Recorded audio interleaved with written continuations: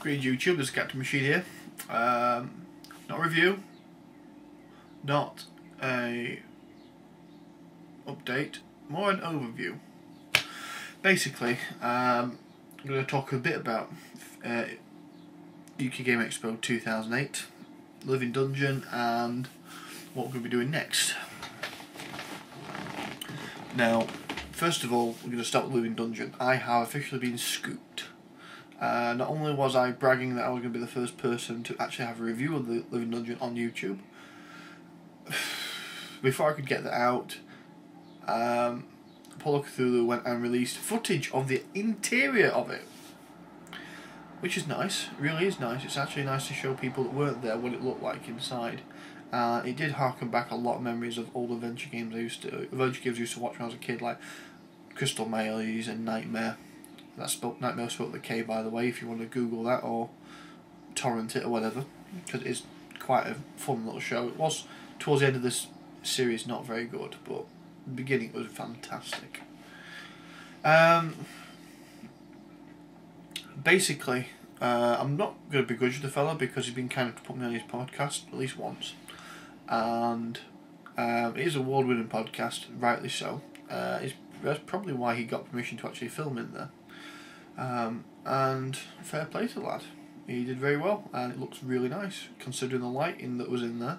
I know that we had issues with the lighting, which appears to have been addressed later on in the thing, because I've noticed that there were candles and stuff in places that weren't candles there before when we went through, because we said that it was a bit dark in places, which was interesting.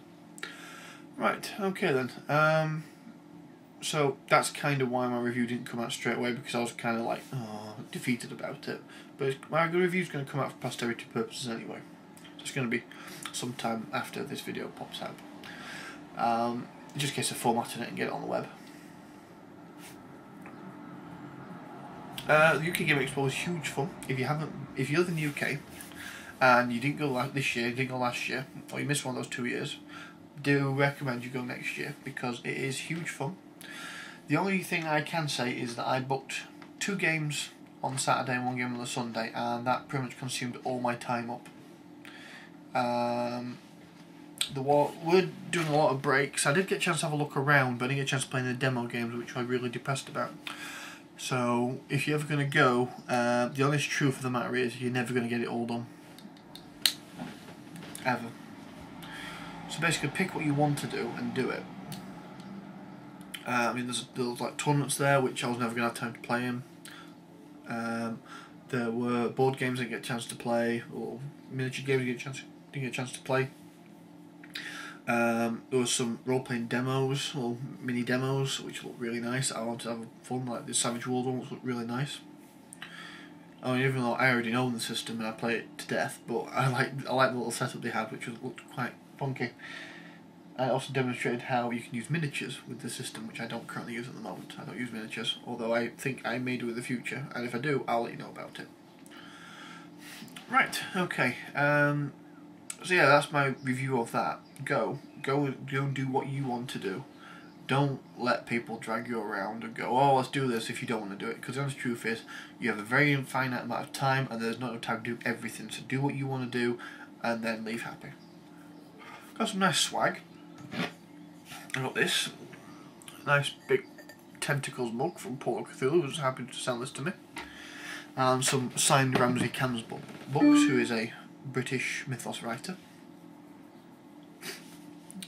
I got picked up some copies of a independent magazine, UK magazine called Flagship, who deals with gaming. A bit like myself really, they cover all aspects of it, from computer games to roleplay, card games, board games, RPGs, play-by-mail games, and anything I've missed out. They do cover it very well. There's not a lot of pages in it, but then again that's because it is a small operation, and what I did read was fantastic. They are looking for contributors, so I'm going to contribute towards it, even though there's no pay for doing so, just because I want to giggle and I want my name in print.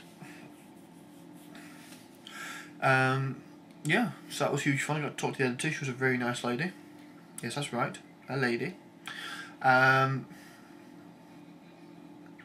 Like I said in my previous video, I did bump into at least 2 people that referred to me as Captain Machine, and one of them actually only knows me as that, although he hasn't met me as Neil before. He probably won't remember me, because I'm kind of a non-memorable person, in all fairness. I try not to stand out in the crowd too much, although I seem to be doing very bad at that. As for next, what we're going to do next, right, Dungeons & Dragons 4th edition. I did get to play it at the convention, but the honest truth of the matter is the game, quality of the game, the environment we played it in, the people we played it with, wasn't conducive for what I would call an overview of the system. So I'm not going to be talking about it until I've actually seen it properly. I've got Keep on the Shadowfell on its way in the post to me now. And when I get paid, which will be towards the end of this month, I will also be picking up an actual copy of the rule books. So I've got it in my hands until I talk about it. It would appear the majority of people that are currently talking about it on the internet fall into two categories. It's like Marmite, really. You've got people that hate it and people that love it. The people that love it tend to mainly consist of people that are either happy with what they're hearing or have played it. The people that hate it are people that haven't played it and are not happy about what they're hearing. Do you see where I'm going with this? Right? Everyone that's giving this game crap at the moment hasn't played it. If they'd played it and then gave it crap, I wouldn't have a problem with it. But they're not. And I don't count just turning up to a convention and playing a 3-hour game as playing it. I'm talking about actually running a couple of sessions, at the very least, with a character you created and you put some effort into. With a GM that actually likes some aspect of the setting and is playing with it and knows what you like as a group, so he's putting in stuff tailored for you.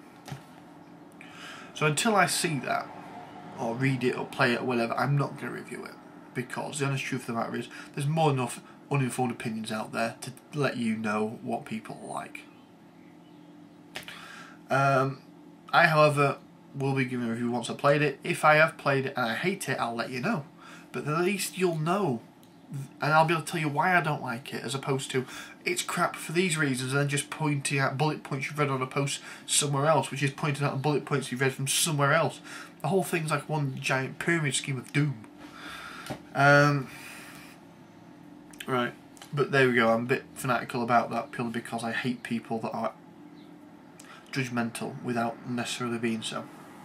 I don't mind opinionated people, that's fine, but judgmental is a different issue altogether.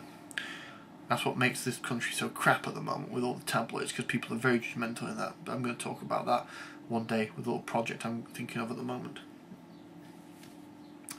The next thing I'm going to be doing, apart from obviously the D&D 4th edition stuff, which is going to creep in somewhere in amongst all this, I'm going to be doing a mega review, and the next mega review is going to be on Ravenloft as a setting, not as a system, because obviously the system's D&D, and if you really wanted to, if you wanted to put time and effort in, you could actually adapt it to another system quite easily.